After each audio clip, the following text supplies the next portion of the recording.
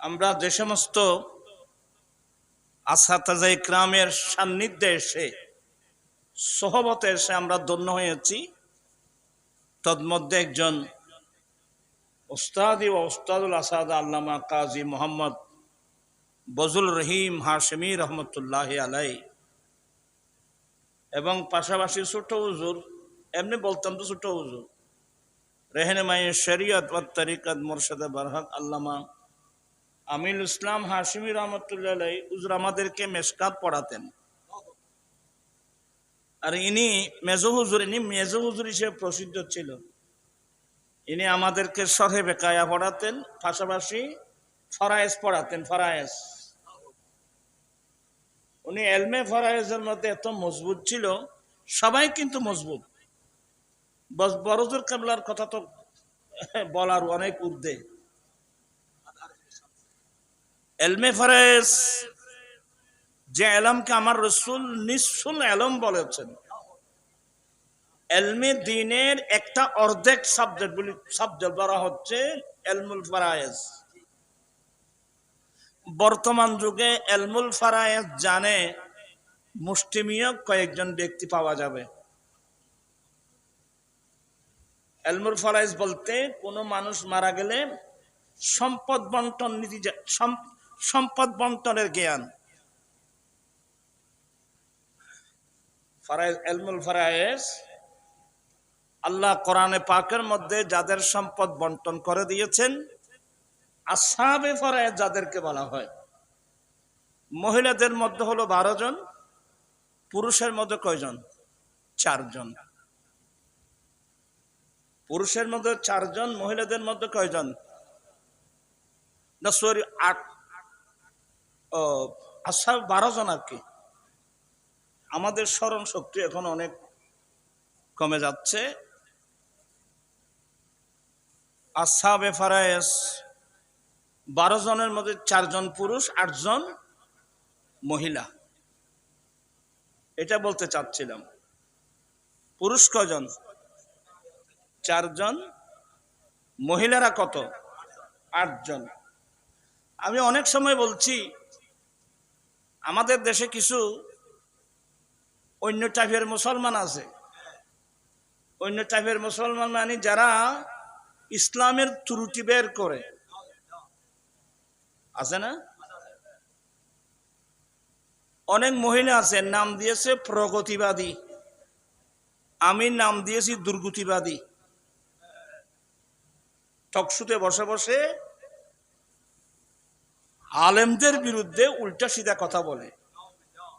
এমন মুসলমান রুচি, যাদের রুচি নষ্ট হয়ে গেছে পশ্চিমা দাসের ইহুদি নাসরার সঙ্গে চলতে চলতে ওরা নিজেরা ইহুদি নাসরা হয়ে গেছে, এমন টাইপের অনেক মেয়ে আমাদের দেশে এখনো আছে। যে মেয়েদেরকে আমার রসুল বেশি ভালোবাসতেন, হ্যাঁ, যে মেয়েদেরকে আমার রসুল কত ভালোবাসতেন, ওই ধরনের মেয়েদের মধ্যে অনেক মেয়ে নষ্ট হয়ে গেছে। দোয়া করব আল্লাহ তাদেরকে হেদায়েত নসিব করুন। টকশুর মধ্যে বসে বসে কোরআন শরীফ থেকে ত্রুটি বের করতে চায়, আছে না? ওয়ালিজ যাকারে মিসলু হাফজিল উনসায়াইন। আল্লাহর বিধান হলো 2 মেয়ে মিলে যা সম্পদ পাবে সে সম পরিমাণ সম্পদ ভাইয়ে পাবে। কি মানে? ভাই 8 আনা পাবে, 2 বোনে মিলে 4 আনা কত? 8 আনা। অর্থাৎ 2 বোনে মিলে যা পাবে ভাই, একজন ভাই তার সমপরিমাণ পাবে। তো এটা নাকি বৈষম্যতা। ইনি বাবার ছেলে, ইনি বাবার মেয়ে, বেশ কম এতটুকু। তো ছেলে যদি 8 আনা পায়, মেয়ে কেন 4 আনা পাবে? ওই টকশুতে বসে বসে তো অনেকে এগুলো সাপোর্ট করে টু দা পয়েন্ট, যাদের কাছে কোরআন সুন্নাহর কোনো জ্ঞান বলতে নেই। তা আমি এক সময় বলছিলাম যে ভাই 8 আনা পাচ্ছে, বোন কত পাচ্ছে? 4 আনা পাচ্ছে। এটা যদি বৈষম্যতা হয়, আপত্তিকর হয়, তো আমাদের দেশে একটা ধর্ম আছে, হিন্দু ধর্ম আছে না? কিন্তু হিন্দু ধর্মের সম্পর্কে এটা সনাতনী ধর্ম বলে। এটা হিন্দু, হিন্দু এটা কোনো ধর্ম না, সনাতন ধর্ম, সনাতনী ধর্ম। এই ধর্মের মধ্যে যারা আছে দেখবেন যে বাবা যদি মারা যায়, সমস্ত ওয়ারিশ ছেলেরা, মেয়েরা 1 পয়সাও পায় না। তা আমি বলছিলাম যদি মেয়েদের জন্য যদি প্রাণ জ্বলে, তো একটা কাজ করো, হিন্দু মেয়েরা তো 1 পয়সাও পায় না, তোমরা তাদের বিষয়ে কিছু বলো, আমরাও তোমাদেরকে সহযোগিতা করব। কিন্তু আমার ধর্মের মধ্যে আমার বোন তো আমার অর্ধেক পাচ্ছে, তুমি এটা নিয়ে কথা বলছো কেন? একেবারে অনেক তুরফাল। যাদের জ্ঞান নাই ওরা তো বল, আমি বললাম যে আসহাবে ফরায়েজ কয়জন? আসহাবে ফরায়েজ 12 জন, যাদের সম্পদ আল্লাহ নিজে বন্টন করে দিয়েছেন কোরআনে পাকের মধ্যে। ওখানে দেখবেন যে পুরুষ হলো কয়জন? 4 জন, মহিলা কয়জন? এখন এখন কিভাবে বৈষম্য এখানে এসে গেল? এটা ঠিক করেন, পারবেন? এক। দ্বিতীয় নম্বর, আল্লাহ যেটা দিয়েছেন এটাই ইনসাফ, এটাই নীতি। মুসলমান কাকে বলে? আল ইসলাম গর্দন নেহাদান বাতাআত। ইসলাম শব্দের অর্থ হলো আত্মসমর্পণ করা, কোরআন সুন্নাহর সামনে নিজেকে সঁপে দেওয়া। তুমি মুসলমান দাবি করতেছো, আবার কোরআনের বিরুদ্ধে কথা বলতেছো। তা আমি এক পর্যায়ে লালদিঘির পারে বলছিলাম, টকশো তখন গরম। আমরা বললাম যারা টকশোর মধ্যে আছেন আপনাদের দৃষ্টি আকর্ষণ করছি। হ্যাঁ, কিছুক্ষণের জন্য মেনে নিলাম। ভাই বোন 50-50 ভাগ, ভাইও 8 আনা, আপনাদের কথা মতো থাকবে, বোন হওয়া কি 8 আনা, 50-50 ভাগ। কিন্তু এটা যদি করতে চান, আগে একটা কাজ করতে হবে। সেটা কি? আমরা জানি যে মা বাবা যদি বয়স্ক হয়ে যায়, মা বাবাকে লালন পালন করার সমস্ত জিম্মাদারি কার উপর? ছেলেদের উপর। আরে শুধু মা বাবা নয়, কত বাবা মারা গিয়েছে, 2-4-5 জন 6 জন 7 জন কন্যা সন্তান রেখে গেছে, এগুলোকে লালন পালন করতেছে। এরপরও বলছি যে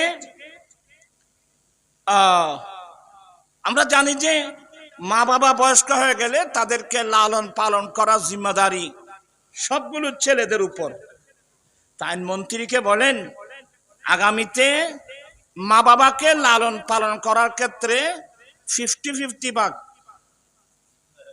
কত কথা বুঝতেছেন না মনে হয়?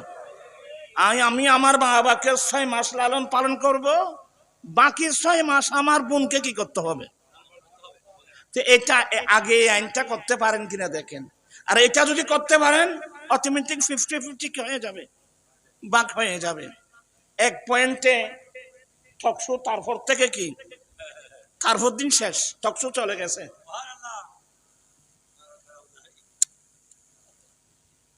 টকশো তারপর দিন থেকে শেষ। আল্লাহ যেটা কানুন দিয়েছেন, এই কানুনকে মেনে নেওয়াটা মুসলমানের কাজ। সবাই বলুন রাদিতু বিল্লাহি রাব্বা। তোমরা তো বলিত না পারো, রাদিতু বিল্লাহি রাব্বা ওয়া বিল ইসলামে দীনা ওয়া বি মুহাম্মাদিন সাল্লাল্লাহু আলাইহি ওয়াসাল্লাম নবিয়্যান ওয়া রাসূলা। সালাতুন ইয়া রাসূল।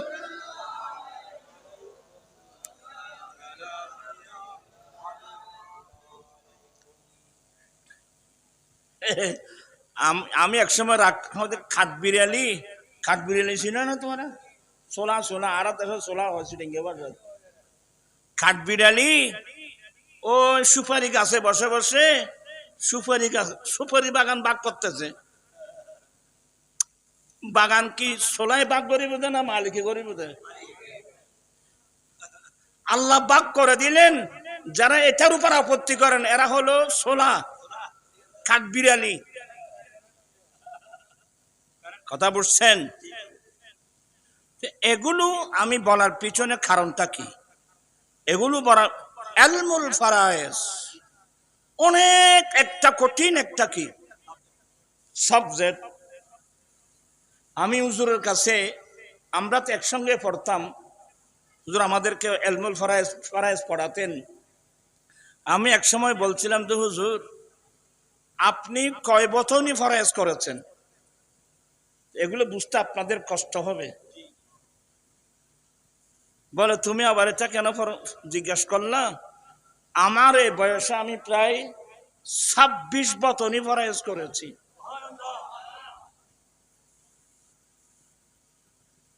এটা একটু কঠিন সাবজেক্ট। আমার ভাইয়েরা, মেশকাত শরীফ, তোমরা যে ছেলেরা মেশকাত পড়ো, আমার নবী বলেন কিয়ামতের পূর্বে ইলমে দ্বীন উঠাই যাবে।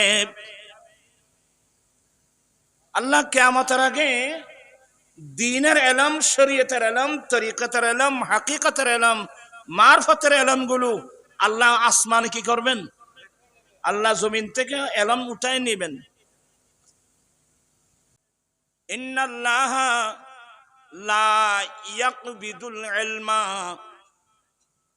ইনতিজাআন ইয়ানতাজিউহু মিনাল ইবাদ ওয়ালাকিন ইয়ানতাজিউল ইলমা বিকাবদিল উলামা হাত্তা ইযা লাম ইয়াবকা ফীহি আলামা ইত্তাখাযান নাসু রুউসান জুহালা ফাসইলু ফাফতু বিগাইরি ইলমিন ফাদাল্লু ওয়াদাল্লু।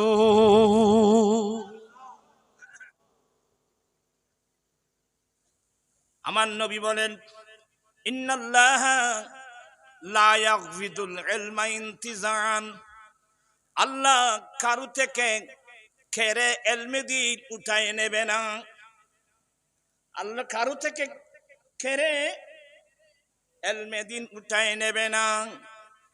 আল্লাহ দ্বীনের ইলম উঠায় নিবেন বিকাবদিল উলামা, যে সমস্ত হক্কানি রাব্বানি আলেমের সিনার মধ্যে আল্লাহ দ্বীনের ইলম আমানত রেখেছেন। ইলম কাগজে নয়, ইলম কিন্তু সিনায়। যে সমস্ত আলেমের সিনাতে আল্লাহ দ্বীনের ইলম আমানত রেখেছেন, এমন হক্কানি রাব্বানি আলেম যখন মারা যাবে তাদের ডেড বডি আমরা শুধু কবরস্থানে দফন করব তাই না, ওরা ইন্তেকালের মাধ্যমে, ওরা ইন্তেকাল হয়ে যাওয়ার মাধ্যমে তাদের সিনার মধ্যে করে আল্লাহ ইলমে দ্বীন উঠাই নেবে।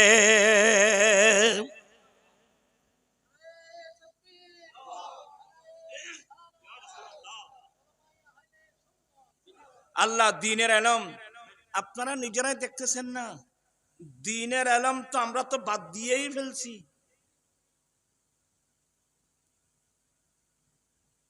আপনারা নিজেরাই বিবেচনা করেন না। অথচ ইলমে দ্বীন আমরা পেয়েছি আমার দয়াল নবীর মাধ্যমে। তো নবী যে জ্ঞান আমাদেরকে দিয়ে গেছেন, এই জ্ঞান অর্জন করার গুরুত্ব আমাদের কয়জনের আছে? আল্লামা হাসানুজ্জামান রহমতুল্লাহ আলাইহি গোটা বিশ্ববাসীকে শিক্ষা দিয়ে গেছেন যে ওনার যা ছেলে এমনকি মেয়ে পর্যন্ত, আল্লামা খায়রুল বাশার হক্কানি রহমতুল্লাহ আলাইহি আম্মি জান, এটা হুজুরের বোন এবং কি হযরতে আহসানুজ্জামান রহমতুল্লাহ আলাইহির কন্যা, এরাও কিন্তু আলেমা। আল্লামা হাসান জামান রহমতুল্লাহ আলাইহি যে দৃষ্টান্ত বিশ্ববাসীর কাছে রেখে গেছেন, উনি বলছেন আমি নিজেও শরীয়তের আলম, তরিকতের আলম, হাকিকতের আলম, মারফতের আলম, যে আলম আমার রসুল দিয়েছেন। আল্লাহ ডাইরেক্ট কোরআনে বলেন, মা আতাকুমুর রাসূলু ফাখুযুহু ওয়া মা নাহাকুম আনহু ফান্তাহু। আমার রসুল যাই দে তোমরা তা গ্রহণ করো, আমার রসুল যেগুলো নিষেধ করে তোমরা সব বর্জন করো।